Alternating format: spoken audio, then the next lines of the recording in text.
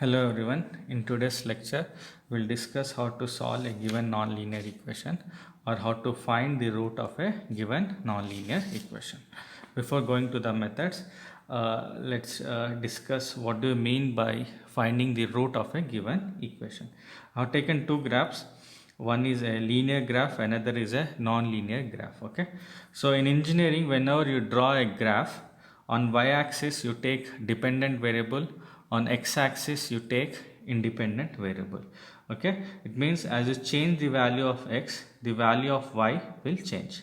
If you see the first graph, at x1 the value of y is y1, at x2 the value of y is y2, at x3 the value of y is y3. As you change the value of x, the value of y is changing linearly. So it is a linear function. Okay, so the value of x at which the value of y will become 0 is known as root of this function. Okay, the value of x at which the value of y will become 0 is known as root of this function. Okay, so this at this point at this point at this point the value of y is becoming 0, so this point is known as the root of the function. Okay, so since it is a linear function, finding the root is very simple. But when it comes when we take non-linear functions, the equation itself is a very complex, and solving non-linear functions becomes very difficult when you use analytical methods. So that's why we depend on numerical methods. Okay, so in this graph you can see, as you are changing the values of x, the values of y are varying non-linearly. Okay, so at what value of x the value of y will become 0 is known as the root of this function. Okay, so in this graph, if you extrapolate at 2 points, you can see the value of y is becoming 0. Okay, so what are the applications? There are many applications, but the main application is finding maxima and minima of a given function. Okay, so in engineering mainly we use at this point finding maxima and minima, we will use how to solve a nonlinear equation using numerical methods, because the function itself is a complex function. When you take the first derivative of that function, again it will be a complex function, and finding the point at which at the critical point means finding the critical point, it means solving of the nonlinear equation. So in finding maxima and minima in engineering, we will use solving of nonlinear equations. Okay, there are two methods, popular methods. One is bisection method, another is Newton-Raphson method. Bisection method is also known as halving interval method, because we will approach to the root in each step by halving the interval, whereas in Newton-Raphson method we approach to the root of the given equation in a tangential way. Okay, this is known as tangential method, and this is known as halving interval method. Bisection method is oldest and the slowest method, whereas Newton-Raphson method is the latest and the fastest method. Bisection method is very easy because of the nature of the algorithm.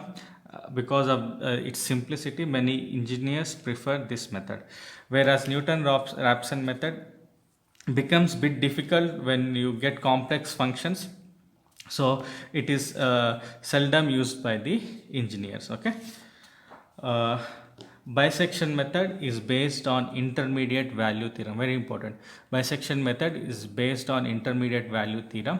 Okay, and the intermediate value theorem states, suppose f of x is a continuous function between the closed interval a and b. Suppose f of x is a continuous function between the closed interval a and b, and if f of a, the product of f of a and f of b is negative, means f of a times f of b is less than 0, then there must be at least one root between the interval a and b. You understand? You need to you know f of x. Okay, find f of a and f of b. If the product is less than 0 or if the product is negative, it means then there is at least one root between the interval a and b. Okay, So bisection method is based on this intermediate value theorem, whereas Newton-Raphson method is based on this fixed formula given by this formula: x1 is equal to x naught minus f of x naught over the first derivative f dash of x naught. Okay, so x naught is initial guess of the root. It is on your choice. Okay, it is your choice. The initial guess of the root is your choice. X1 is the better approximate of the root than x naught. So you put some randomly any number. Okay, then you know f of x, so find f of x naught, then find the derivative and again find f dash of x naught, and then calculate this value. So you will get a new approximate of the root that will be the better approximate than this x naught. Okay, so because of this term f dash of x naught, okay, if the function is very complex, like f of x is equal to x square e power x sine x plus sine hx, some function, then finding f dash of x will become difficult. Okay, so that's why engineers don't use this Newton-Raphson method, but this method is a faster method. Okay, let's understand these two methods by taking a simple example. I have taken a linear function. Okay, instead of non-linear function, I have taken a linear function only to understand these two methods. Okay, let's find first the root of this function by using a bisection method, and then I will find by using a Newton-Raphson method. Okay, so I have taken a very simple function 4x minus 8. Linear function, you know, only one root exists because the power is 1. Okay, because the power is 1. Okay, so without doing any process, you can directly say at x is equal to 2, f of x will become 0. So x equal to 2 is the root of this function. Okay, so let's apply the intermediate value theorem. So my system is confined to 0 and 16. All engineering systems are finite, they have fixed intervals. Okay, no engineering system is infinite in nature. So between x 0 to 16, I need to find whether f of x will become 0 or not. Okay, so first I will substitute x equal to 0. When I substitute x equal to 0, f of 0 I'll get minus 8, that is negative. When I substitute x is equal to 16, I'll get f of x is 4 times 16 minus 8, that is around 56. So f of 16 is a positive number, f of 0 is negative number. So f of times f of b, negative times positive is a negative or less than 0. So intermediate value theorem says there exists at least one root between 0 and 16. Okay, so bisection method says half the interval, each step half the interval. So the intermediate value of 0 and 16 is 8. Okay, so now I will find f of 8. So when I find f of 8, that is 4 times 8, 32 minus 8, I will get some 24, which is a positive number. F of 8 is a positive number. So now if you observe, f of 8 is a positive, f of 16 is positive, f of 0 is negative. So now when I apply intermediate value theorem, I can easily say root lies between 0 and 8, not 8 and 16, because f of 8 times f of 16 is greater than 0. So intermediate values theorem says root does not exist between this interval, because f of 8 times f of b, if f of 8 times f of b is less than 0, then only root exists between that interval. So f of 0 times f of 8 is negative or less than 0, so root exists between 0 and 8. Okay, so now my I will omit this interval. Now my interval becomes 0 to 8. Okay, so 0 and 8. Okay, so half intermediate value of 0 and 8 is 4. Okay, so I'll find f of 4. F of 4 is 4 times 4, 16 minus 8, you will get 8. Okay, so 8 is a positive number. So f of 0 is a negative, f of 4 is positive, f of 8 is positive. Now if I apply intermediate value theorem, I can say root does not exist between 4 and 8. Root only exists between 0 and 4, because f of 0 times f of 4 is a negative number, it is less than 0. Okay, so now I will omit this interval. Now my interval becomes 0 and 4. So between 0 and 4 the intermediate value is 2. So when I find f of 2 4 times 2 minus 8, it is 0. So 2 is my root of this function. Okay, you understand? So first I will apply intermediate value theorem. I will check whether root exists or not. If root exists, I will halve the interval and then I will find the value.